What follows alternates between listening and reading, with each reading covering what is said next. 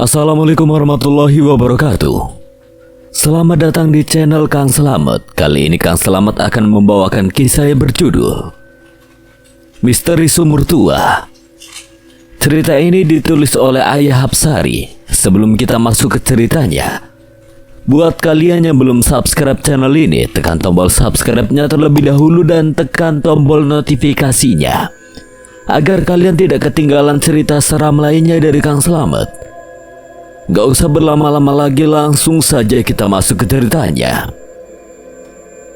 Misteri Sumur Tua. Si pengurang kewa tanpa yakin bila tetap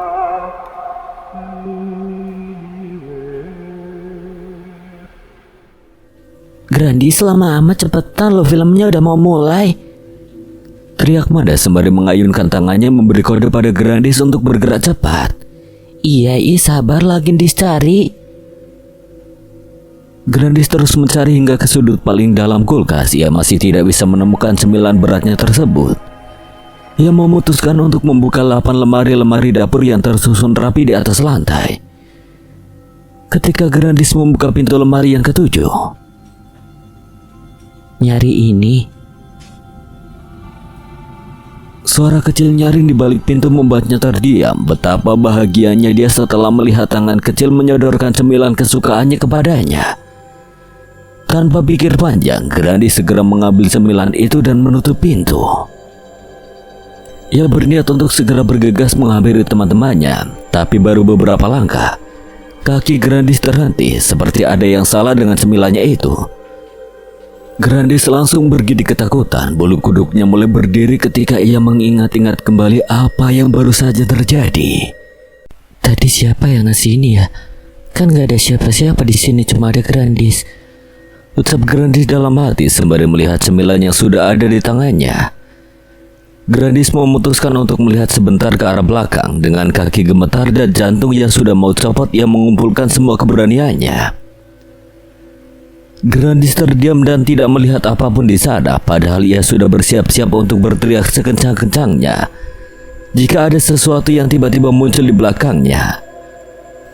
Namun teriakannya itu malah membuat Grandis malu karena ia bingung tidak melihat apapun di sana. Ya, kalian bayangkan saja bagaimana malunya ketika kalian sudah bersiap-siap mau teriak tapi ternyata tidak ada apa-apa di belakang kalian. Sudah lagi sekarang Grandis menjadi bahan tontonan kedua sahabatnya karena mulutnya masih terbuka dengan raut muka bingung. Grandis cepat-cepat meninggalkan dapur dan seisinya. Katna dan Manda malah tertawa terbahak-bahak karena melihat ekspresi wajah Grandis yang bisa dibilang sangat langka seperti itu. Kenapa lagi sih Grandis? Kalian mah enak duduk nonton di sini, Dis malah ketakutan di belakang sana. Emang ada apaan di sana?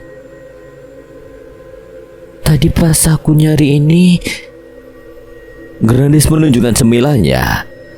Karena di kulkas nggak ada, ya udah Grandis cari di lemari kitchen set di bawah kompor. Pas aku buka tetap nggak ada. Ada yang nawarin dari balik pintu lemari. Ya udah aku terima aja. Tapi pas aku inget-inget lagi kan nggak ada siapa-siapa di sana. Makanya aku takut. Seketika karena terdiam mengingat-ingat perkataan ibu warung yang tadi pagi memperingatinya. Neng, cucu pemilik rumah itu. Oh ya sudah Neng, saya tinggal dulu ya, hati-hati Neng. Katna masih terngiang-ngiang ucapan ibu warung tadi, sedangkan Manda masih menertawakan Grandis sambil terbahak-bahak.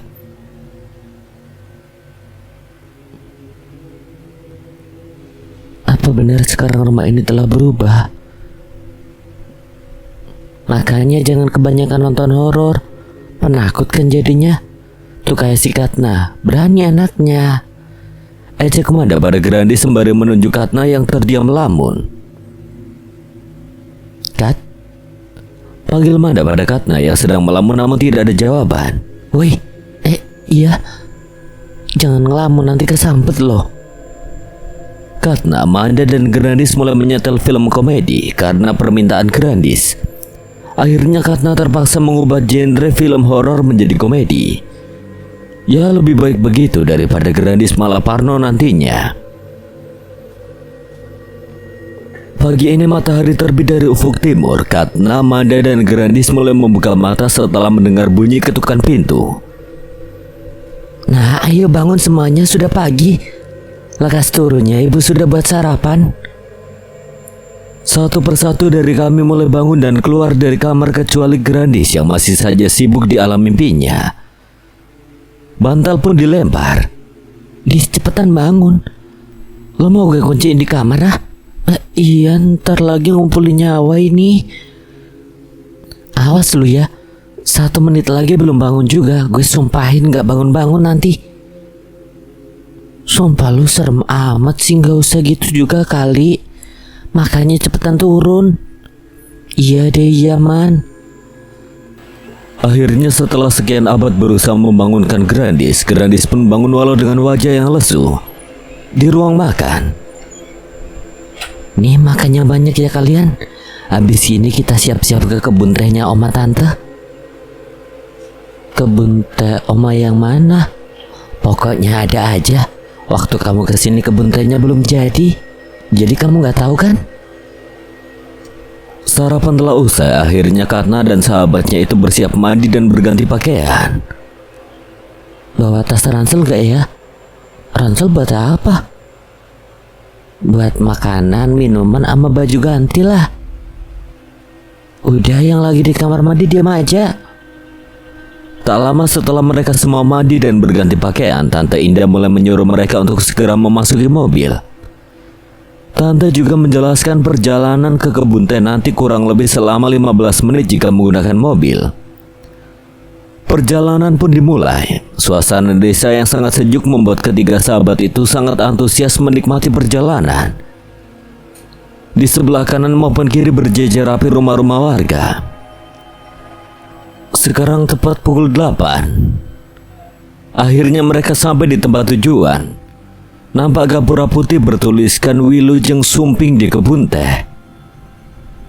Walaupun masih pagi dan matahari sudah terbit, kabut di sini tetap saja masih turun.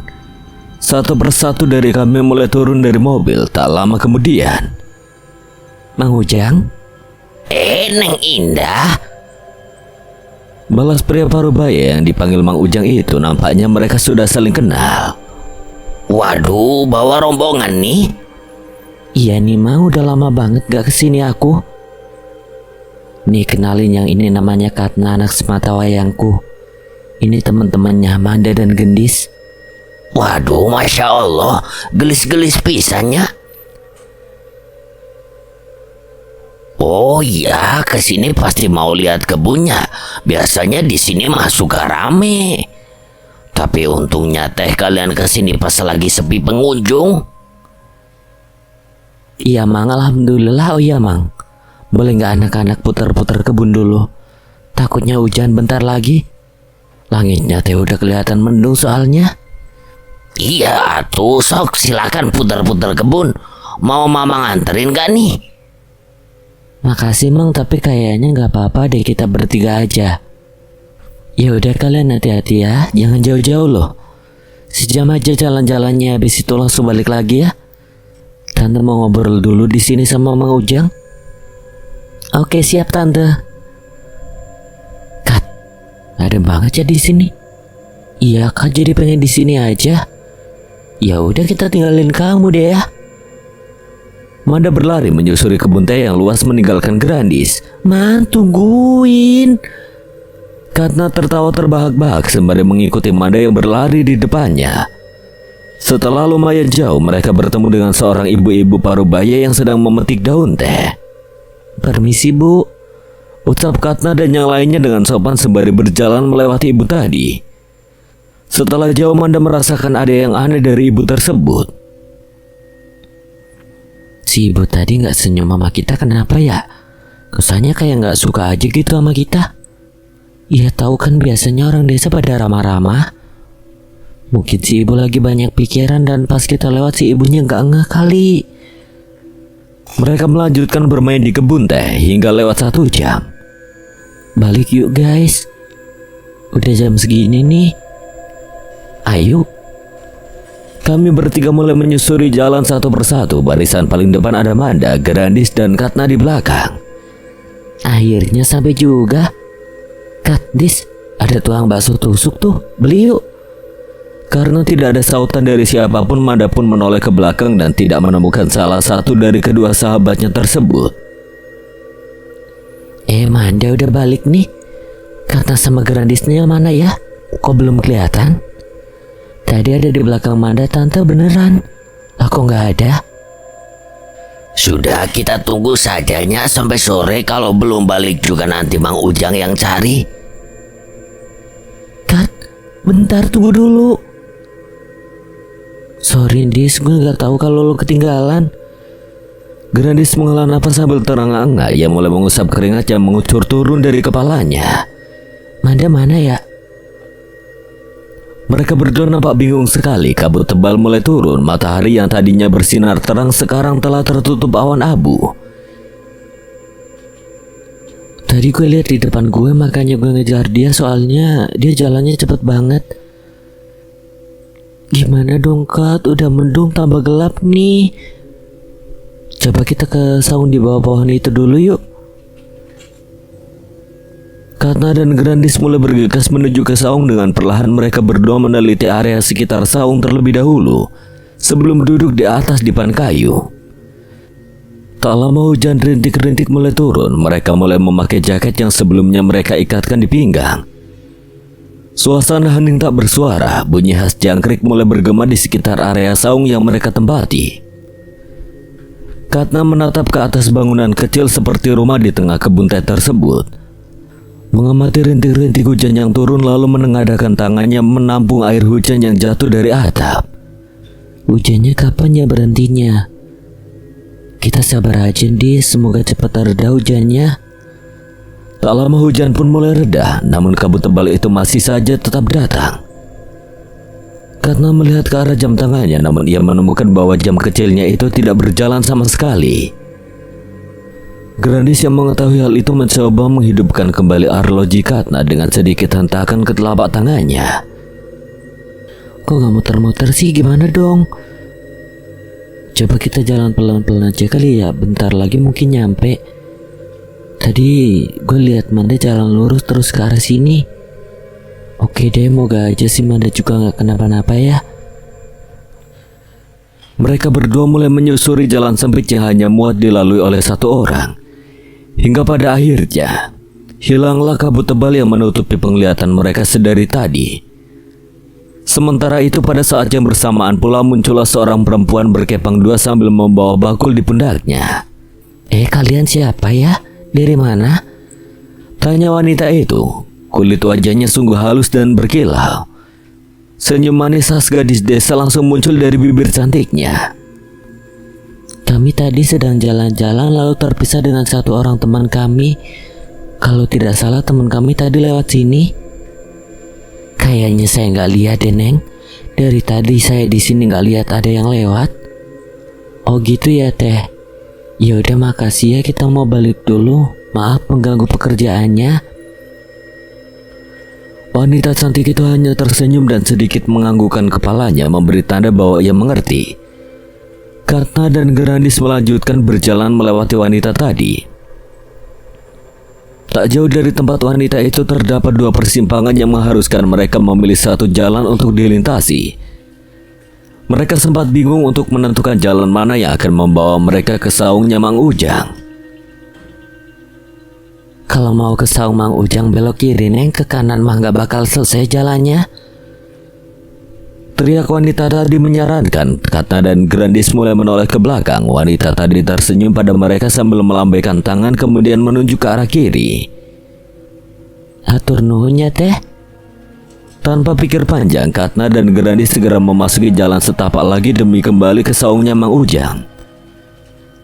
Tiba-tiba kabut tipis mulai turun. Udara di sekitar mulai sejuk. Matahari juga muncul kembali dari balik pohon setelah 10 menit berjalan. Mereka tiba-tiba bertemu dengan ibu-ibu pemetik teh yang pada awalnya mereka pernah temui di jalan. Seperti biasa, Katna selalu sopan dan ramah kepada orang yang lebih tua. Permisi, Bu. Sama seperti di awal, ibu tersebut tidak tersenyum ataupun merespon sapaan mereka berdua. Bisa dibilang ibu itu tidak ramah. Namun baru 5 langkah dari sana, ibu-ibu itu tadi sedikit meneriaki mereka dengan kata-kata. Makanya kalau di tempat orang jangan asal ngomong, Neng. Katna dan Grandis terus berjalan walaupun mereka sebenarnya mendengarkan perkataan beliau, tapi tetap saja tidak mengerti. Tak lama setelah itu mereka pun sampai di titik awal perjalanan. Manda, Teriak Grandis yang melihat Manda sedang duduk murung di pinggir saung. Manda pun segera menghampiri teman-temannya. kalian dari mana aja? Kita yang harusnya tanya, lu jalan cepet banget kayak kebelet pipis saja sampai tega ninggalin kita di belakang. Katna, Grandis sudah pulang. Jam berapa ini? Udah mau sore masa baru balik? Kemana aja dari tadi? Iya tante, maaf tadi kita kesasar gara-gara ngejar Manda. Si Manda jalannya cepet banget tuh. Lah kok jadi gue? Orang tiba-tiba kalian ngilang di belakang. Dari arah pintu keluarlah Mang Ujang dengan kalung sarung khasnya. Udah pada pulang nih, ayo masuk dulu minum teh. Udah mau maghrib ini. Kata Grandis, Manda maupun Tante Indah segera memasuki rumah saung milik Mang Ujang. Setelah sholat maghrib dan minum teh, Mang Ujang menyuguhkan tamu-tamunya itu makan malam. Dari ujung meja makan didapati mereka berbagai macam lauk pauk dan sayuran. Ada cah kangkung, ayam kecap, sambal mentah, lalapan dan lain-lain. Grandis sangat senang dan langsung menyantap makanan yang telah diambilnya. Dis, dah dulu. Hehe, iya lupa. Entar dulu. Itu siapa Mang yang dipoto? Tanya Grandis pada Mang Ujang sembari mengacungkan jari telunjuknya ke arah figura di dinding. Nampak seorang gadis berkepang dua dengan senyuman manis terukir di figura tersebut. Itu teh istri Mamang, Neng, udah meninggal tahun lalu. Katna dan Grandis saling berhadapan menunjukkan bola mata kaget sekaligus bingung. Dengan rasa keponya, sekarang Katna yang langsung bertanya to the point pada Mang Ujang. Maaf nih Mang, wafatnya karena apa ya? Kecelakaan di kebun teh, Neng. Waktu itu lagi metik teh, nggak sengaja kepleset, jatuh kepalanya kepentok batu. Akhirnya pendarahan otak. Sempat dilarikan ke rumah sakit. Tapi ya gitu, Neng. Kan rumah sakit jauh dari sini, jadinya nggak ketulungan. Oh gitu ya Mang. Maaf ya. Piknik kali ini sangatlah menegangkan. Pikiran negatif masih saja terus menghantui Katna. Siapa wanita tadi? Sesegera mungkin ia tepis pikiran buruknya, tetap mengamati pemandangan desa dari dalam mobil yang berjalan. Mobil tetap melaju dengan kecepatan 15 km per jam. Terlihat Mada dan Grandis mulai mengantuk dan menyandarkan kepalanya pada pintu mobil. Azan berkumandang, tak terasa perjalanan mereka sungguh panjang. Namun tetap saja perjalanan pulang akan lebih cepat rasanya daripada berangkat. Setelah melewati beberapa persimpangan, akhirnya mereka pun sampai di depan rumah mewah milik kakek. Bu Indah mulai membuka pintu mobil lalu menginjakkan kakinya turun di tanah lembab dan sedikit becek akibat hujan. Ayo anak-anak bangun, udah sampai rumah ini. Grandis mulai membuka matanya, memperhatikan sekeliling dan mengenali tempat ini. Udah sampai ya? Ya udah, ayo cepetan turun. Udah malam ini. Katna mulai turun mengambil tas ransel di bagasi. Ia mengawasi teman-temannya agar tidak ada yang tidur kembali. Jam telah menunjukkan pukul 6:30. Matahari sudah tenggelam dan langit telah berubah warna menjadi biru gelap. Katna segera mengikuti temannya yang mulai beranjak masuk ke dalam rumah. Baru beberapa langkah menaiki anak tangga, tiba-tiba saja sepucuk surat jatuh dari atas kepala dan mendarat di depannya. Katna segera mengambil surat tersebut. Angin dari luar berhembus kencang, gemuruh dan guntur juga petir yang menyambar menandakan sebentar lagi akan turun hujan. Ia segera masuk ke dalam rumah dan langsung mengunci pintu. Surat yang tadi terjatuh di depannya juga tidak lupa ia masukkan ke dalam saku. Surat apa ini? Hujan deras mulai turun rintik-rintik membasahi bumi. Bau khas tanah mulai tercium di penjuru ruangan. Sambaran petir dan gemuruh masih terus berlangsung. Suara pintu yang tertiup angin membuat isi rumah tidak lagi sepi. Atap rumah yang bocor membuat penghuni rumah harus berlari ke sana kemari menampung air hujan agar tidak jatuh membasahi lantai. Rumah yang sudah lama dan lapuk adalah faktor utama terjadinya kebocoran di mana-mana. Hampir selesai Katna mulai mengontrol ulang semua ruangan agar tidak ada satu bagian pun yang terlewatkan. Ia baru ingat surat yang didapatkannya tadi masih tersimpan di saku bajunya. Untung saja pakaiannya itu belum ia taruh di keranjang pakaian kotor. Dengan segera Katna mengambil kaos berwarna coklat itu. Ia mulai merogoh dalam sakunya, namun kemudian ia malah terheran-heran karena secari kertas yang ia masukkan ke dalam kantong baju tadi malah lenyap dari sana. Surat itu sudah tidak ada lagi di sana. Katna segera berlari menyusuri pintu depan ruang tamu. Khawatir kertas itu terjatuh. Ia mondar-mandir ke sana kemari sembari membungkukkan badannya meraba-raba setiap kolong sofa dan meja. Cari apa sih, Kat? Tanya seseorang yang membuat kaget dirinya. Loh, kok kaget? Emang lagi ngapain sih? Tanya Mada yang ternyata memperhatikan dirinya sedari tadi. Katna mulai berdiri tegak sambil menggaru-garu kepalanya yang tidak gatal. Ia mulai terlihat frustasi karena kehilangan sebuah kertas. Lu tadi waktu naruh ember buat air yang bocor, lu lihat kertas putih di sini nggak? Yang dilipatnya kayak surat gitu persis di sebelah sini. Oh, kertas yang dilipat segitiga. Iya itu benar, di mana sekarang? Gue buang ke tong sampah di dapur. Emangnya itu kertas apa, Kat? Gue juga nggak tahu sih, coba kita lihat yuk. Mada mulai mengikuti Katna yang berjalan menuju dapur. Ia juga mulai mempercepat langkahnya karena takut ketinggalan Katna. Ketika sampai di sana, Katna langsung membuka penutup tong sampah dan mencari kertas berwarna putih itu. Sampah kering yang ada di dalamnya ia keluarkan dengan hati-hati. Tidak perlu waktu lama untuk menemukan kertas itu. Mada yang sedari tadi memperhatikan Katna mulai mendekat setelah temannya menemukan benda yang dicari. Lo mau baca? Tanya Mada yang dibalas anggukan pelan dari Katna.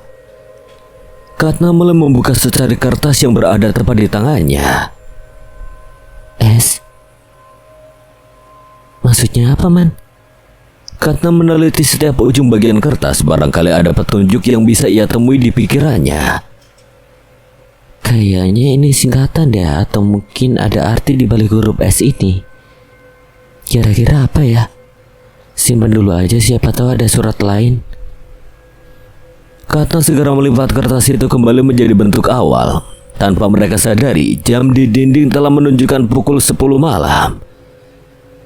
Grandi sedang asik rebahan di kasur sembari mendengarkan lagu favoritnya.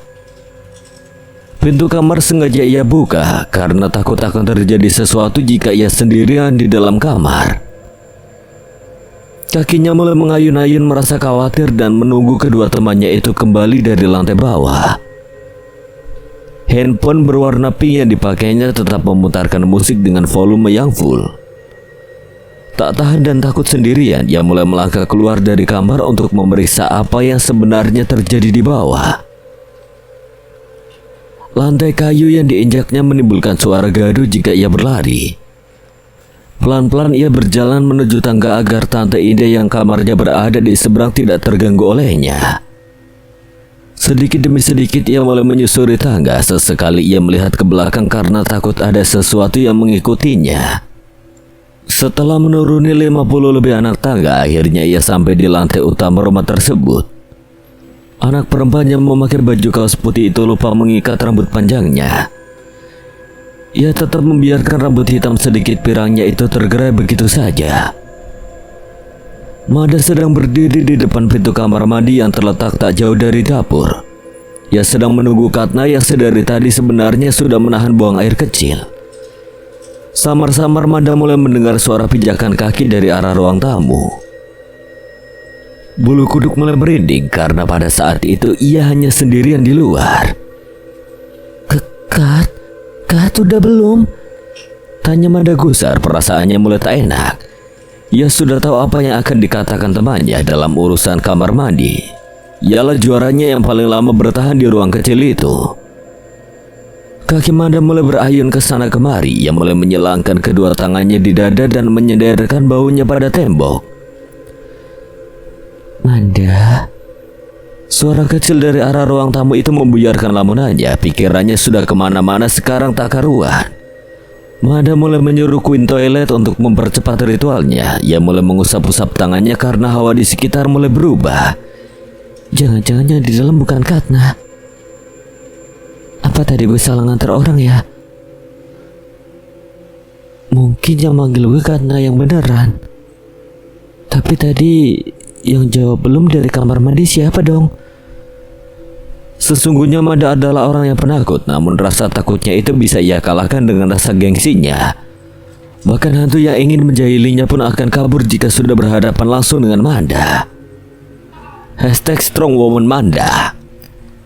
Grandis penasaran dengan kedua sahabatnya yang dari tadi belum kembali ke markas. Grandis mengumpulkan keberanian untuk berjalan ke dapur. Sesekali ia melihat ke belakang khawatir akan ada yang mengagetkannya. Grandis membuka kulkas. Di hadapannya sesekali ia juga berteriak kecil memanggil nama Manda agar temannya tahu bahwa ia sedang berada di dapur. Grandis mencari susu kotak rasa stroberi favoritnya. Ia mulai meraba-raba bagian kulkas, namun susu stroberi kesukaannya tidak ditemukan di sana. Akhirnya Grandis beralih membuka pintu lemari penyimpanan makanan satu persatu. Ia mulai was-was terakhir kali saat mencari cemilan. Makhluk inilah yang membantunya menemukan cemilan favoritnya. Pandangannya tertuju ke arah meja kitchen set. Ia menemukan sebuah wafer terbuka dari bungkusnya. Ketika hendak mengambil, kakinya tersandung pinggiran kulkas. Alhasil ia pun terjatuh. Suara masih saja menghantui gendang telinga Manda. Ia mulai kesal. Manda meninggalkan Katna yang masih melanjutkan ritualnya di toilet. Suara panggilan namanya berasal dari dapur. Manda mengumpulkan keberanian, kakinya mulai bergetar. Siapa itu? Tanya Manda memberanikan diri. Sebuah sosok berambut panjang dan berbaju putih jatuh di hadapannya. Manda segera mengeluarkan jurus karate dan memukul mundur hantu itu dengan sekali tendangan. Namun ternyata Grandis yang meringis kesakitan. Manda yang mendengar teriakan temannya itu langsung membalikkan tubuh Grandis yang tersungkur. Dis, itu loh. Iya woi, lo ngapain nendang gue?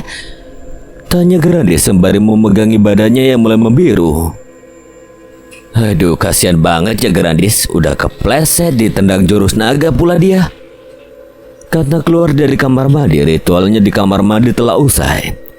Karena mendengar suara ribut dari arah dapur, ia mulai berlari ke sana. Ada apa ini? Tanya Katna, bak pahlawan kesiangan. Kat, lo lama banget datangnya bantuin gue bawa si Grandis ke kamar nih. Katna mengangguk setuju walau tidak tahu sebenarnya ada apa. Mereka berdua mulai membopong Grandis yang sedang menahan sakit. Ketika sampai di depan tangga, pandangan mereka tertuju ke atas mengamati banyaknya tumpukan kayu pijak yang harus mereka lewati. Sungguh jurus karate Manda yang telah dipelajarinya selama 7 tahun itu masih melekat kuat di tubuhnya. Ayo guys, tinggal 10 tangga lagi. Berat banget sih Lundis. Makan apa aja sih selama ini? Grandis menoleh ke arah Manda. Woi, kaki gue yang kepentok jangan diinjak. Manda segera melihat ke bawah. Ia tidak menyadari kalau kakinya menginjak bagian lebam kaki Grandis. Ketika jarak tangga tinggal 2 kali pijakan, Katna terpleset. Tangannya langsung menggapai tumpukan tangga. Manda yang membopong Grandis menjadi tak seimbang. Grandis!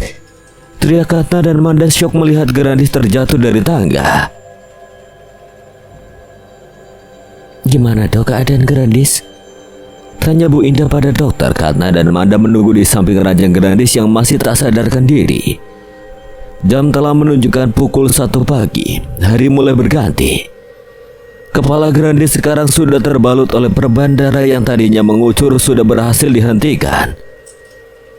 Katna sungguh merasa menyesal karena kakinya terpleset.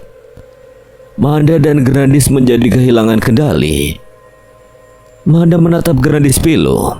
Sahabatnya yang terkadang menyebalkan itu harus terbaring di atas ranjang rumah sakit. Tak lama Bu Indah kembali dari luar setelah bertemu dengan dokter. Manda dan Katna mulai menghampiri Bu Indah dan menanyakan keadaan Grandis sebenarnya.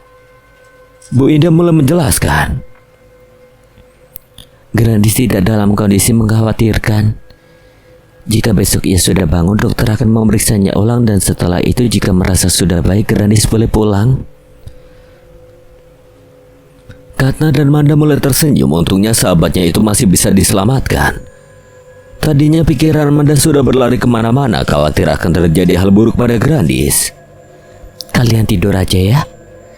Grandis tidak terlalu kehilangan banyak darah, itu penyakitnya yang sering dokter tangani katanya. Pukul 4 pagi, Katna terbangun dari tidurnya. Tidur di sofa membuat badannya menjadi pegal. Dia melihat ke arah Manda, temannya itu masih tertidur lelap. Begitu juga dengan Bu Indah. Katna memutuskan untuk keluar dari kamar dan menghirup udara segar. Ia melihat jendela besar yang berada tak jauh dari kamarnya. Rumah sakit ini juga tidak jauh dari rumah kakek.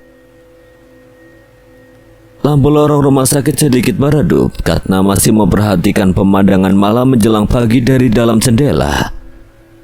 Tiba-tiba saja lorong tersebut mulai berkedip-kedip. Katna segera membalikkan badannya, lampu kembali menyala terang. Perasaannya mulai aneh, ia ingin segera kembali ke dalam kamar Grandis. Katna mulai beranjak pergi dari sana. Ia mulai melangkahkan kakinya perlahan. Seperti ada yang mengikutinya, Katna tidak mau menoleh. Ia mulai mempercepat langkahnya, semakin cepat, semakin cepat. Tetap berjalan, tidak menghiraukan sesuatu yang sedang mengikutinya dari belakang. Tak menoleh, Katna terus berjalan mendekati gagang pintu kamar. Katna, panggil seseorang yang suaranya sangat familiar di telinga. Katna yang sudah memegang gagang pintu itu mengurungkan niatnya untuk kembali ke kamar. Ia mulai menoleh ke belakang. Grandis? Tanyanya dalam hati heran melihat Grandis yang tiba-tiba keluar dari pintu emergensi. Grandis memegang kepalanya dan membungkuk kesakitan. Katna yang melihat itu segera berlari ke arah Grandis dan membantunya berdiri. Lu ngapain di sini? Tanya Katna membantu Grandis berdiri. Katna melihat ke tangan kiri sahabat karibnya itu tidak ada bekas tusukan jarum di sana. Aku mau ngapain di sayu gue bantu? Tidak ada sautan selama beberapa detik.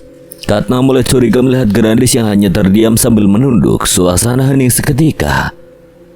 Lampu koridor mulai berkedip-kedip. Katna melihat Grandis yang masih menunduk. Tak lama lampu padam.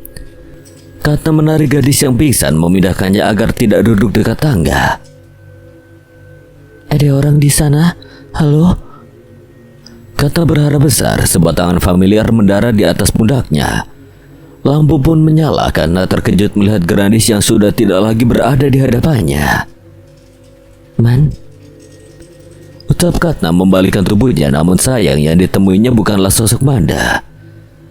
Grandis lah yang berada di hadapannya saat ini. Dis, lu gak apa-apa kan? Tanya Katna yang masih setengah duduk melihat Grandis yang berdiri tegak di hadapannya. Grandis mulai mengangkat kepalanya menatap Katna. Aku mau balas dendam padamu, Katna. Manda meneriaki Katna yang sedari tadi berbicara ketika tidur. Katna mulai terbangun dari mimpi buruknya. Lu kenapa sih? Dibangunin susah amat. Manda sebenarnya khawatir melihat Katna yang berbicara aneh walau sedang tidur. Untungnya ia segera membangunkannya. Bangun, Kat, kita beres-beres. Katna mulai mengikuti Manda membereskan baju-baju milik Grandis. Mereka mulai memasukkannya ke dalam tas dan membersihkan sisa-sisa makanan kemarin dan membuangnya ke dalam tong sampah. Grandis kemana, Man? Ke ruang periksa sama nyokap lo. Semoga aja hari ini udah bisa pulang. Manda dan Katna duduk di sofa ruang tunggu. Mereka masih berada di kamar inap Grandis, masing-masing sibuk memainkan Android yang sudah ada pada tangan mereka. Man, tadi malam lo nyenyak gak tidurnya? Emang kenapa tanya gitu? Katna menghembuskan napas berkali-kali. Ia bingung harus mulai cerita dari mana. Jadi gini, Katna mulai menceritakan. Manda mendengarkan dengan seksama. Sesekali ia terkejut, sesekali ia merasa takut. Katna tetap melanjutkan cerita sembari menunggu Grandis dan ibunya kembali. mungkin karena lo gak baca doa kali. Ya mungkin kali ya, tapi pas belum sempat melanjutkan, telepon Katna berdering. Katna mengambil layar kotak di sakunya. Sebuah kertas kecil tiba-tiba saja keluar dari kantongnya dan jatuh ke lantai. Katna mendapati nomor tak dikenal berada di layar ponselnya. Ia bergegas berdiri meninggalkan Manda dan menuju jendela di luar lalu mengangkat teleponnya. Halo, ini siapa ya? Halo? Siapa ya? Jangan iseng deh. Aku di... Sambungan terputus. Siapa sih iseng amat? Katna kembali ke kamar. Ia mendapati Manda yang sedang sibuk mengamati sebuah kertas. Apaan tuh, Man? Tanya Katna. Katna segera menghampiri Manda. Temannya itu masih fokus meneliti gambar yang tertera di hadapannya. Pas lo keluar, gue nemuin ini jatuh dari saku lo. Coba sini gue lihat. Ini kayaknya lanjutan surat dari yang kemarin deh. Ini kayak ukiran huruf M bukan sih? Wait, gue kok bingung ya sekarang. Apa jangan-jangan mimpi yang gue ceritain tadi ke lu ada hubungannya dengan surat ini? Hai guys, sapa Grandis sembari membuka pintu. Kalian apa dah? Kaget ya lihat gue udah sembuh, ujar Grandis yang disambut wajah terkejut dari kedua sahabat karibnya. Lu nih ngagetin kita aja. Cie yang udah sembuh tapi masih diperban kepalanya. Lu nih ya, support gue kek. BTW kalian lagi sibuk ngapain sih dari tadi? Grandis penasaran. Grandis langsung duduk di atas sofa bersama Manda dan Katna. Ia juga masih memakai baju pasien kali ini. Ntar aja gue ceritain di rumah, ganti baju sana, Dis. Grandis mengerutkan dahinya. Ia mulai berdiri dan menuju kamar mandi. Kalau butuh bantuan bilang aja ya. Iya tahu. Katna mulai menggendong tas ransel milik Grandis. Manda sudah berjalan lebih dulu meninggalkan Katna yang masih asik membaca poster di dinding rumah sakit. Katna terus berjalan. Ia melihat ke salah satu ruangan. Terdapat anak seumurannya yang sedang terbaring lemas di sana. Katna berdiri di depan pintu dan sedikit mengintip dari jendela.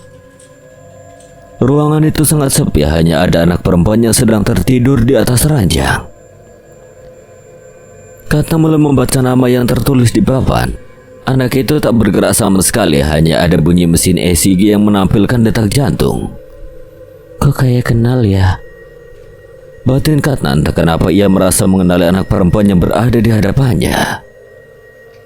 Tertulis Ananda Katna.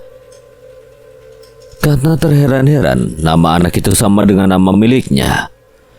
Lampu di dalam ruang mati. Katna berjalan mundur. Dari dalam muncullah sesosok anak kecil berwajah mirip sekali dengan Hani. Sosok itu tiba-tiba saja muncul ketika lampu ruangan padam. Katna menabrak dinding di seberang. Ia tak bisa lagi berjalan mundur. Sosok anak mirip Hani keluar dari ruangan gelap menembus pintu kayu dan menghampiri Katna yang sedang ketakutan. Sosok itu mulai mendekat menghampiri Katna. Badannya terasa kaku dan tidak bisa bergerak kemanapun. Perlahan anak itu mulai mendekat. Tolong. Hanya satu kata yang anak itu sempat katakan sebelum seseorang membuyarkan lamunan Katna. Dia lagi ngapain di sini? Enggak kok. Itu ruangan apa ya? Oh, itu ruang mayat, Dek. Jelas perawat tersebut. Katna mengangguk dan berterima kasih. Ia langsung meninggalkan ruangan tersebut dan menuju lobi utama. Suasana rumah sakit tidak terlalu ramai. Maklumlah, hanya ada satu rumah sakit di tengah desa ini. Karena mulai menaiki mobil, Tante Indah mengabsen satu persatu anak-anaknya agar tidak ada satupun yang tertinggal. Setelah dirasa sudah lengkap, beliau langsung menancapkan gas meninggalkan rumah sakit teraneh yang pernah Katna temui. Lusa kita pulang aja ya. Tawaran Bu Indah membuat Katna dan teman-temannya menilik ke sumber suara. Kenapa, Tan? Tanya Mada dengan wajah seduh seakan tidak ingin keluar dari zona nyamannya. Gak apa-apa kok, Tante cuma kangen aja sama rumah. Lagi pula bentar lagi liburan sekolah kalian akan segera usai kan? Kalau di sini jauh sekali ke pusat perbelanjaan maupun kota. Wisatanya juga hanya kebun teh, Nak.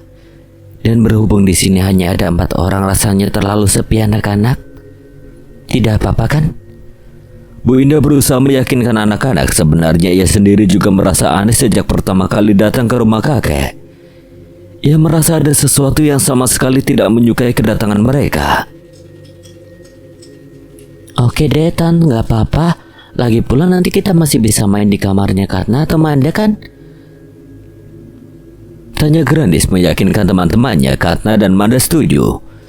Di lain hal, ada sesuatu yang membantu mereka untuk tetap di sini. Lainnya lagi mengatakan bahwa mereka sudah merindukan rumah masing-masing. Hari ini terasa sangat panjang. Semua orang sibuk mengemas barang-barang dan merapikan kembali furnitur yang sedikit berantakan. Sebagai tamu, sudah kewajiban mereka untuk merapikan kembali semua barang di dalam rumah seperti ketika mereka pertama kali datang. Malam pun datang. Semua tas maupun koper sudah tersusun rapi di dalam bagasi mobil.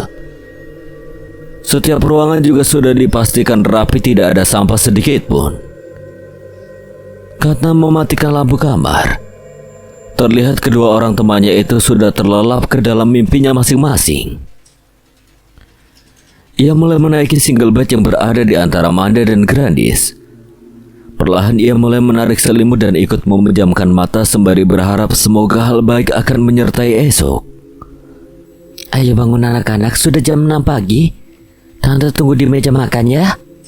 Iya Tante. Katman, ayo cepet bangun. Semburan macam apa ini ya Tuhan? Baru kali ini Grandis menjadi orang pertama yang bangkit dari setengah kematian. Well, pagi ini memang waktu terakhir mereka untuk mengucapkan selamat tinggal pada rumah tua kakek. Walaupun rumah ini sama tuanya dengan rumah di film The Conjuring, juga tidak sedikit warga sekitar yang merasa aneh dengan rumah ini. Bagi trio macan, trio cecean aja kali ya. Rumah ini tetaplah sebuah rumah biasa yang di dalamnya menyimpan banyak kenangan peninggalan mendiang sang kakek dari Katna. Warga sekitar pasti akan ketakutan jika melewati rumah besar ini setelah matahari terbenam. Tapi menurut teori Katna, pada salah satu kata populer di dunia mengatakan, "Don't judge book by the cover," yang artinya janganlah menilai sebuah buku hanya dari sampulnya saja, atau bisa diartikan jangan menilai sesuatu hanya dari luarnya saja.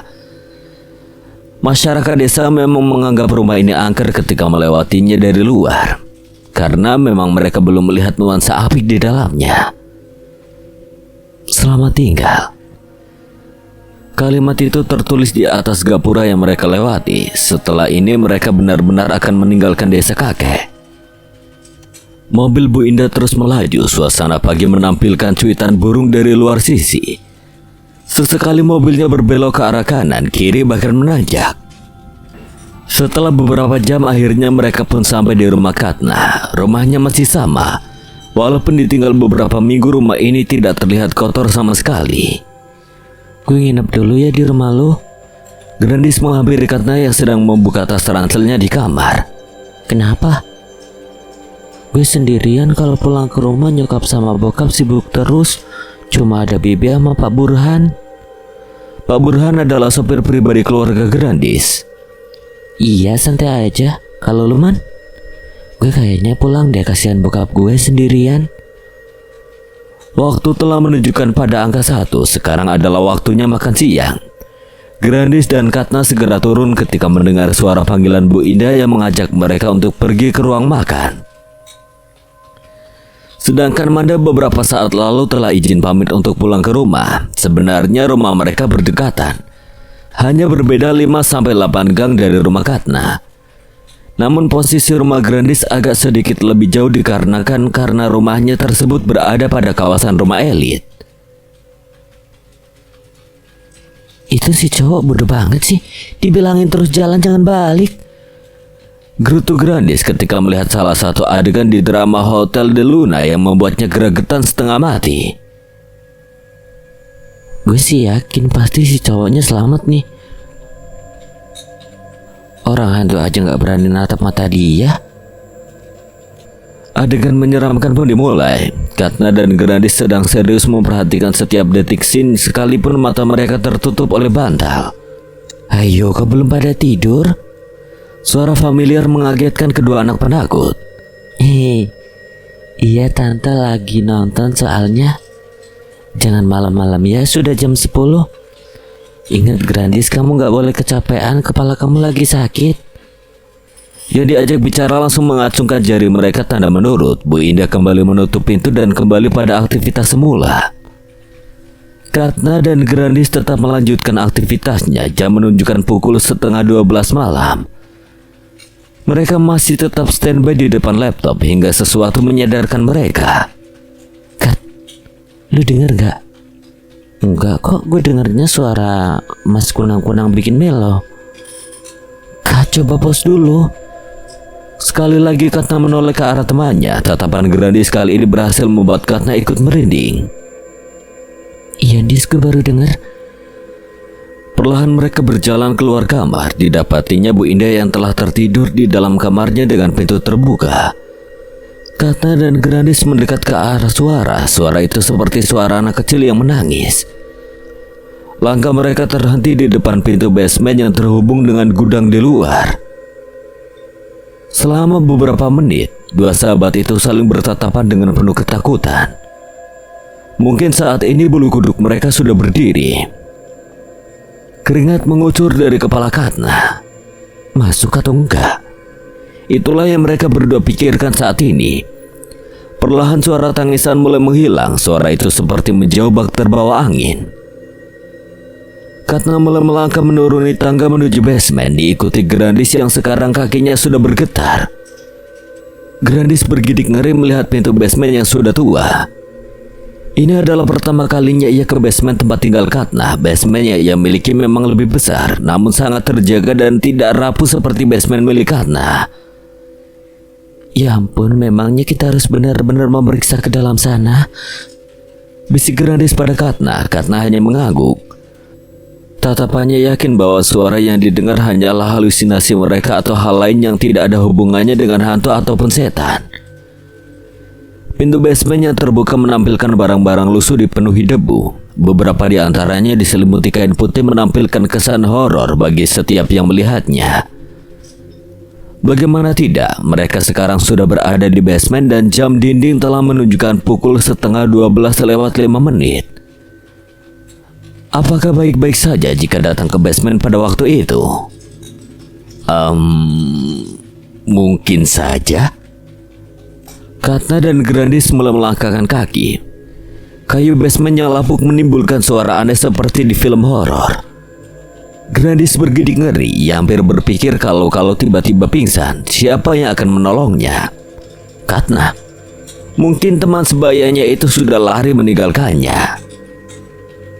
Katna mencari sumber suara. Beberapa menit yang lalu suara tangisan itu muncul lagi membuat Grandis merengek pada Katna agar kembali ke atas. Katna tetap berjalan diikuti oleh Grandis yang saat ini memegangi lehernya erat. Ia masih berpikir kalau Katna akan meninggalkannya. Jam tua besar di hadapannya masih berfungsi sehingga menyuguhkan suara-suara dentuman detik yang membuat mereka kaget. Kat, lu denger gak? Suaranya kayak bukan dari ruangan ini tahu, kayak di luar ya. Belum selesai Grandis berbicara, Katna sudah memotong ucapannya. Sekali lagi Grandis bergidik ngeri. Mereka berdua telah usai mengelilingi basement horor rumah Katna, namun sama sekali tidak menemukan apapun. Suara tangisan masih terdengar. Kali ini Grandis lah yang mengetahui asal sumber suara. Ini ruangan apa, Kat? Grandis meraba-raba pintu kayu yang berbeda motif dari sebelumnya. Itu pintu gudang depan. Kita waktu itu pernah ke situ kok waktu nyari kalung Manda. Suaranya dari situ tahu. Ungkap Grandis lagi. Perlahan-lahan Katna mulai memutar knop pintu. Ketika sudah sampai di ujung, Terkunci. Katna memikirkan cara untuk masuk ke dalamnya. Grandis dari tadi masih sibuk dengan menutupi wajahnya agar tidak menghirup debu yang berada di ruangan. Pintu depan. Akal itu tiba-tiba saja datang dalam benak Katna. Katna buru-buru beranjak dari sana dan melangkah pergi menuju pintu awal. Namun usahanya itu ditahan oleh Grandis yang tiba-tiba saja menarik rambutnya. Besok aja dekat sama Manda, gue udah ngantuk. Katna sungguh lupa sekarang sudah tengah malam, tapi ia masih menyelidiki sumber suara dan hanya mementingkan egonya. Maaf ya, Dis. Oke deh, besok kita panggil Manda. Man, lu hari ini bisa datang gak? Serius, ini penting. Grandis menatap televisi sambil berbicara dengan suara di seberangnya. Oke, bisa lo ya. Gimana, Manda bisa nggak? Udah diatur bos, aman terkendali. Siaran hari ini menampilkan berita yang cukup menghebohkan jagat maya, mulai dari pembunuhan, penculikan, perampokan, dan masih banyak lagi. Sungguh kritis negeri ini. Kata Grandis lo ya, bukan kata saya. Tentang Hani dia masih belum ketemu juga ya. Mungkin belum ada kabar juga sampai sekarang. Semilanya di bawah Katna kini tersisa seperempat. Saluran TV pun sudah berkali-kali dua sahabat itu ganti. Tanpa Manda, hari ini terasa membosankan. Kita duluan ke gudang yuk. Lewat pintu depan aja. Ajak Katna bersemangat yang dibalas anggukan oleh Grandis. Mungkin lebih baik daripada hanya menonton siaran TV yang membosankan. Katna dan Grandis segera membuka pintu utama rumah dan langsung menuju gudang di luar rumah. Namun tidak berapa lama kemudian, ojek yang ditumpangi Manda telah tiba. Manda langsung menuju halaman di samping rumah. Suara obrolan sahabatnya itu bisa terdengar hingga depan pintu utama. Dar! Baik Katna maupun Grandis tidak ada yang terkejut sama sekali, membuat mood Manda langsung menurun. Kita mau kesini lagi? Tanya Manda yang langsung dibalas anggukan oleh kedua sahabatnya itu. Oke. Bu Indah kini tengah menonton serial televisi di dalam kamarnya. Sebuah panggilan telepon tiba-tiba tertera di layar ponselnya. Bu Indah udah dapat kabar belum dari grup warga? Pak Johan RT tadi malam meninggal, Bu. Kapan Ibu bisa melayat? Innalillahi wa innalillahi rajiun. Baik Bu, secepatnya saya ke sana. Sambungan terputus. Bu Indah segera mencari anak-anaknya untuk berpamitan. Sudah 2 kali dikelilinginya rumah tersebut, namun di dalam rumah sama sekali tidak ada tanda-tanda kehidupan. Terdengar bunyi motor berhenti di depan rumah. Bu Indah segera menghampiri asal suara. Oke, udah pada standby semua. Sekarang kita langsung masuk aja ya. Katna. Suara teriakan dari belakang menghentikan langkah mereka. Ada Manda baru datang ya. Kalian pada ngapain di sini? Ayo ikut tante ngelayat Pak RT. Ngelayat Pak RT? Pak RT meninggal tante. Iya tadi malaman. Ayo ikut tante yuk. Sekalian habis ngelayat kita belanja ke supermarket sebentar. Innalillahi, ayo tan. Kat, Dis. Penelusuran mereka terhadap gudang Katna harus dihentikan kali ini. Segera Bu Indah menyalakan mobilnya dan menuju rumah Pak RT. Gudang tua di samping rumah masih menunggu kedatangan mereka. Gudang tua di depan rumahnya menyimpan banyak rahasia. Hingga saat ini pintu kayu yang terhubung dengan basement menjadi saksi bisu kejahatan yang dilakukan oleh seorang wanita parubaya di rumahnya. Beberapa tahun lalu pada malam ini, di malam bulan purnama. Ibu, bukain pintunya, aku takut di sini. Tangis sesungguhkan seorang anak perempuan memenuhi satu ruangan. Malam itu sangat dingin, angin yang berhembus menembus masuk ke dalam ruang gelap hingga menciptakan suara kayu yang bergeser. Anak perempuan itu menangkupkan kepalanya di atas lututnya. Saat ini ia sedang duduk terpojok di sudut ruangan meratapi nasibnya. Kenapa aku dikurung? Apa salahku? Kata itulah yang terlintas dalam benaknya saat ini. Hujan deras hingga petir bergemuruh membuat dirinya semakin takut. Badannya menggigil kedinginan. Jam menunjukkan pukul 12 malam. Siapa yang akan menolongnya saat ini? Ayah. Dia sudah tidak peduli dengan keluarganya. Anak itu mondar-mandir setengah mati mencari jalan keluar. Tubuhnya berusaha kuat menahan hawa dingin yang menusuk kulitnya. Ruangan ini tidak pernah ia masuki selama hidupnya. Ibunya memang sudah gila. Rasa benci memang patut ia rasakan pada ibunya saat ini.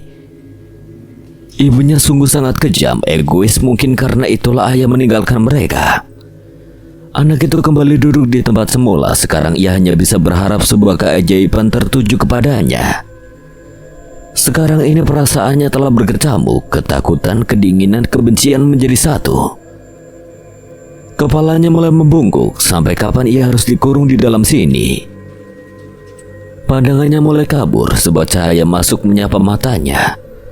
Bayangan hitam mulai meraih pundaknya hingga ia tertidur dalam penatnya. Sekarang tepat pukul 11 malam. Semua lampu telah dipadamkan. Tak lain halnya dengan ketiga anak ini. Pada jam segini mereka malah nyetel alarm. Man, bangun cepetan. Manda mulai terbangun dan duduk 90 derajat sebelum matanya yang indah terbuka.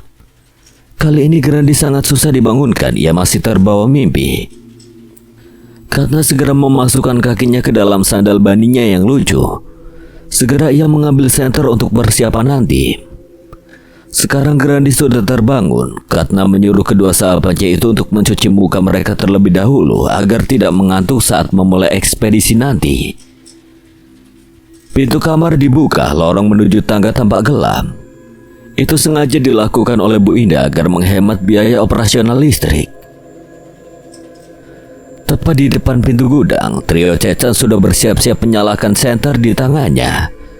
Perlahan mereka mulai memasuki ruangan gelap tanpa lampu. 3 langkah ke dalam. Pintu awal tertutup dengan sendirinya. Grandis yang panik mulai berusaha membuka pintu gudang. Tapi Katna menyarankan jika terjadi sesuatu mereka bisa melewati pintu yang terhubung dengan basement. Tak butuh waktu lama suara tangisan anak kecil itu mulai hadir dalam bisikan. Karena dengan sigap memperhatikan sekeliling, Manda yang berada di barisan paling belakang berusaha tetap tegar meski saat ini kakinya sudah bergetar. Suara yang mereka cari semakin terasa dekat, namun tiba-tiba Manda yang sangat ketakutan tak sengaja terjatuh karena tersandung kain putih yang menutupi sofa tua. Ia berusaha berdiri, namun kalung yang dipakainya itu malah tetap berada di sana seperti tertarik oleh magnet. Man, kalung lu kok gitu? Tanya Katna heran karena segera menghampiri Manda. Ia segera menundukkan kepalanya dan menjajarkan kepalanya dengan lantai kayu. Telinganya mulai mendengar suara kecil. Suara tangisan itu ternyata berasal dari sana. Lu dengar apa yang gue dengarkan? Tanya Manda pada Katna. Katna hanya mengangguk kecil. Sepertinya memang ada sesuatu di dalam sana. Beberapa tahun yang lalu di tempat kejadian. Ibu jangan tarik kalung aku, ini hadiah dari nenek. Anak perempuan itu meringis kesakitan. Kalung yang ditarik tepat berada di leher mungilnya. Dengan segala upaya ia tetap mempertahankan kalung itu agar sang ibu tidak menjualnya. Kalung dengan hiasan artistik yang diberikan oleh sang nenek memang sangatlah antik. Ibunya yang mata duitan ingin sekali merebut hadiah yang diberikan oleh sang mertua untuk anaknya. Namun dengan segala upaya apapun, kalung itu terlepas dengan mudahnya, meninggalkan bekas merah melingkar pada leher sang anak. Sang ibu sangat gembira. Segera ia pergi ke pasar untuk menjual harta karun yang dirampasnya, meninggalkan anaknya sendiri di ruang yang gelap gulita. Kalung yang dikenakan Manda seperti terhubung dengan lantai. Tiba-tiba saja huruf aneh yang tidak lengkap keluar dari papan kayu. Terdapat 5 buah garis yang pada garis kedua dan keempat terisi dengan huruf U. Kayaknya emang ada sesuatu deh di dalam sini. Gimana cara kita bukanya? Dilihat secara teliti permukaan lantai kayu terdapat 4 sisi yang panjangnya lebih besar dari yang lain. Karena yang yakin pasti ada cara untuk membuka sisi yang berbeda tersebut. Kita cari barang buat nyongkel lantai ini yuk. Kalian lihat gak ada 4 sisi yang berbeda? Mungkin aja di dalamnya ada ruangan. Dengan sigap seluruh tim mulai mencari sebuah alat yang nantinya akan digunakan untuk mengangkat sebuah kayu. Tak butuh waktu lama, Grandis telah menemukan sebuah alat bangunan dengan volume tipis berbentuk jajar genjang. Biasanya alat ini termasuk alat yang paling sering digunakan oleh tukang bangunan. Grandis mencoba mencongkel lantai kayu dengan alat tersebut. Manda dan Katna ikut membantu. Namun semakin berusaha mereka membuka, papan kayu malah semakin rapat dan menampilkan huruf-huruf kosong yang tak seimbang. Apa ini teka-teki ya? Di sini ada 5 garis. Biasanya pada permainan teka-teki hanya ada 1 hingga 2 huruf yang dijadikan kunci jawaban. Kalau huruf kedua dan keempat kita tinggal nyari 3 huruf tersisa. Katna mulai berpikir mungkin ini ada hubungannya dengan huruf yang mereka temukan. Manda pun berpikir sama, kecuali Grandis yang tidak menahu apa-apa. Waktu itu gue dapat huruf S. Terus lu dapat huruf M kan habis itu? Ini benar-benar tak masuk akal. Mereka bertiga masih setia memandangi lantai papan kayu yang mengeluarkan cahaya teka-teki. Kalau yang awalnya S lalu huruf keduanya M, maka akan tercipta kata sumu. Mungkin. Atau kalau yang pertama kita taruh M lalu yang kedua S, maka akan tercipta kata musuh kan? Harusnya kita tinggal cocokin aja. Tapi huruf yang terakhir apa ya? Sumu atau musuh? Kalau musuh, masa musuh sih? Mungkin aja man. Mungkin kita suruh nyari siapa musuh kita sebenarnya. Masa sih berarti huruf akhirnya H gitu? Manda dan Katna saat ini sedang sibuk meratapi papan kayu, sedangkan Grandis diam-diam ikut berpikir membantu. Huruf terakhirnya R. Tiba-tiba saja Grandis angkat bicara. Kata siapa? Gue gak tahu bener apa enggak. Katna udah dapat huruf M. Terus kalau Manda lihat huruf misterius S kan? Hari sebelum pulang dari rumah kakek, gue sempat pergi ke lantai 3 karena disuruh Tante Indah ambil kardus di gudang. Waktu itu gudangnya gelap, jadi gue nyalain lampu. Pertama gak ada apa-apa. Tiba-tiba pas gue ambil kardus polos, tiba-tiba aja kardus itu tergambar huruf R dengan tinta merah kayak darah. Gue sempat lari, tapi karena gue lupa harus ambil kardus, jadi gue balik lagi deh. Dan pas gue lihat tulisannya udah gak ada. Jadi kalau gitu berarti musur. Mungkin dibalik cuma 2 huruf awalnya. Sumur. Papan kayu terangkat dengan sendirinya menampilkan sebuah benda yang familiar dilihatnya. Angin kencang berhembus keluar dari dalam sana, disertai suara tangisannya semakin jelas adanya. Katna mengingat-ingat kembali, sumur ini mirip sekali dengan sumur yang di dalam lukisan di rumah kakeknya. Katna berusaha meyakinkan sahabatnya itu. Suara tangisan makin jelas adanya, kaki mereka mulai bergetar ketakutan. Tangan kecil pucat tiba-tiba saja keluar dari sana. Siapa kamu? Grandis saat ini sudah hampir setengah pingsan. Situasi ini mengingatkan dirinya dengan adegan film horor The Ring yang ditontonnya waktu itu. Seorang anak kecil keluar dari dalam sana, rambutnya sangat pendek. Tingginya bisa terhitung tidak sampai 130 cm. Wajahnya tertutup oleh rambut hitam, sekujur tubuhnya kini telah membusuk dengan pakaian yang basah. Siapa kamu? Sekali lagi pertanyaan Katna berhasil memenuhi seluruh ruangan. Mereka bertiga mulai berpegangan erat. Perlahan-lahan mereka mulai berjalan mundur, bersiap menuju pintu basement jika ada sesuatu yang gawat. Kenapa kalian terlambat? Anak itu kini mulai angkat bicara dengan perlahan mulai mendekati kami. Apa maumu? Tanya Manda memberanikan diri. Anak kecil itu tidak menjawab, malah semakin mendekat. Aku kedinginan. Baju putih basah yang dikenakannya menyapu setiap lantai. Katna mulai merasa ada hal yang aneh. Hani, kamu Hani kan? Setelah mendengar ucapan Katna, sosok itu terdiam, tak mengikuti mereka kembali. Angin kencang tiba-tiba saja mulai memenuhi ruangan. Seketika seluruh isi di dalam ruangan tersebut menghilang. Hanya ada mereka berempat. Kalung yang dikenakan Manda tertarik ke arah anak tersebut. Katna dan Grandis berusaha memegangi Manda agar tidak ikut tertarik. Napas Manda mulai terengah-engah. Kalung yang dikenakannya seperti mencekik seluruh napasnya. Katna berusaha untuk membuka kaitan kalung, namun kalung itu terlepas begitu saja meninggalkan Manda yang terjatuh lemas. Apa mau kamu Hani? Kali ini Grandis lah korbannya. Grandis yang sedang berdiri gemetar, tiba-tiba saja kakinya ditarik dengan sebuah tangan pucat. Grandis meminta tolong pada Katna, namun ketika Katna ingin meraih tangan Grandis, sosok anak itu menghempaskannya ke dinding ruangan. Alhasil Grandis pun tertarik masuk ke dalam sumur. Katna merasakan sakit yang hebat pada sekujur tubuhnya. Ia berusaha tetap bangkit menghadapi sosok menyeramkan di hadapannya. Katna mulai berdiri, jaraknya dengan sosok Hani itu tinggal 1 meter lagi.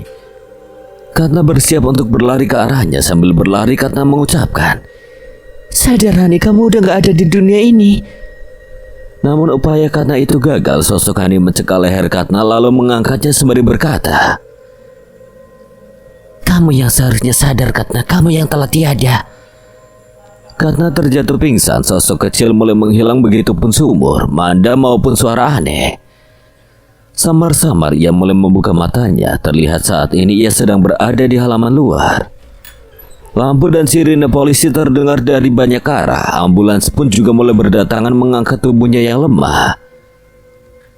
Setelah evakuasi yang memakan waktu selama 3 jam, akhirnya mayat Hani dapat diangkat dari dalam sumur oleh para tim evakuasi. Tubuhnya sudah berwarna putih pucat, bahkan sebentar lagi membusuk karena terlalu lama di dalam air. Begitu juga keadaan di rumah sakit. Denyut nadi Katna tiba-tiba saja berhenti memompa. Jantungnya juga berhenti bergerak. Alat yang menampilkan detak jantung Katna pun sudah berubah menjadi garis lurus. Dokter Ujang sebagai dokter pribadi Katna ketika koma selama 2 tahun ini datang dari luar pintu dengan pandangan terfokus pada alat penampil detak jantung yang sudah tak bergelombang lagi. Sang dokter mulai membuka mata. Katna menyorotinya dengan senter kecil di tangannya. Perawat medis tiba-tiba datang dari luar pintu membawa alat penyetrum jantung. Bu Indah sekarang sedang menangis di pojok ruangan berharap bahwa anaknya itu masih bisa diselamatkan. Ibunya sungguh menyesal jika saja bukan karena amarahnya waktu itu hingga mendorong anaknya ke dalam sumur. Tidak mungkin Katna akan menjadi seperti ini sekarang. Terdengar bunyi 2 troli yang didorong dari luar menampilkan 2 mayat anak remaja kakak beradik yang baru saja keluar dari kamar mayat melewati ruang ICU Katna. Di sana tertulis meninggal pada 18 Februari 2019. Selama 2 tahun ini Katna sedang berada dalam masa kritis koma. Separuh nyawanya tidak bisa tenang akan balas dendamnya selama ini. Grandis, Manda, dan Hani tidaklah nyata. Mereka semua hanya ilusi Katna yang selama ini mencari keadilan untuk dirinya. Namun arwahnya malah bertemu dengan arwah jahat yang mengingatkannya pada kekerasan yang dulu pernah dialaminya. Semua yang terjadi pada Manda, Grandis, dan Hani adalah kejadian miliknya. Selama beberapa tahun Katna menjadi arwah penasaran. Kekerasan yang dialaminya selama ini membuatnya tak bisa kembali ke dalam tubuh aslinya. Sebelum ia menemukan letak terakhir ia mengalami kekerasan sebelum ia terdiagnosis koma. Ketika Grandis terjatuh dari tangga, sebenarnya dahulu itu kejadian ketika ibu Katna mendorong Katna dari tangga. Ketika tangan Grandis terinjak, sebenarnya dahulu ibu Katna lah yang sengaja menginjaknya. 2 tahun lalu adalah waktu yang lama. Ibu Katna telah mengakui kesalahannya dan segera bertobat. Katna mungkin sekarang telah tenang. Tidak ada yang perlu dikhawatirkan lagi. Mungkin.